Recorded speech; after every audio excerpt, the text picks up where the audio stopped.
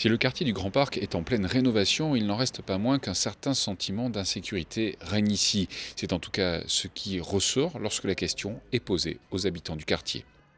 Trop bruyant, des motos sauvages là, c'est infernal, c'est sale.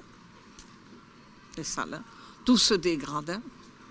Tranquille, franchement, je peux pas vous dire tranquille. Après, voilà, il y a des gens qui, en général, ils sont loin, ils connaissent pas, ils voient beaucoup de monde et beaucoup de. Après, ils disent le quartier il est chaud et tout. Mais après, pour moi, un quartier, voilà, c'est normal. Je sais que vous ne me ferez pas sortir le soir après 6 heures. Je suis allée voir mon médecin avant-hier.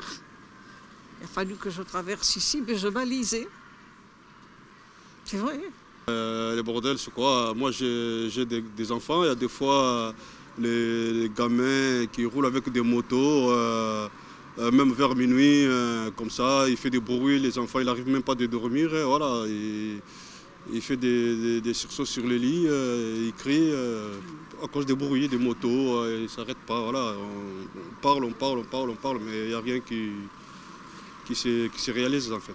Et sûrement au niveau des villes les moins favorisées de France, quand on est dans ces quartiers-là, bien sûr. Bon, c'est des évidences tout ça, hein, mais c'est quelque chose qu'on ressent, on ressent fortement, bien sûr, quand on vient là.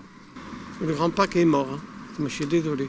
Pourtant, un travail de médiation est engagé sur le terrain, tout comme la multiplication des associations sur ce secteur. L'insécurité au Grand Parc, elle existe.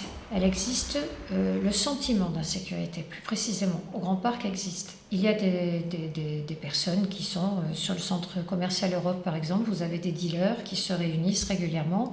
On le sait, on ne reste pas les bras ballants. On a mis des caméras, on a eu un certain nombre d'arrestations grâce à ces caméras.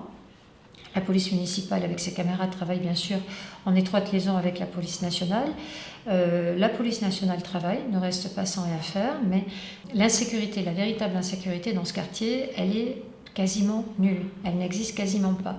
Il y a quelques gestes d'incivilité, mais des choses graves, on en a, Dieu merci, quasiment jamais ou pratiquement pas. Mais pour compléter ce dispositif, la procureure de la République a d'ailleurs mis en place un GLTD, autrement dit un groupement de lutte et de traitement de la délinquance.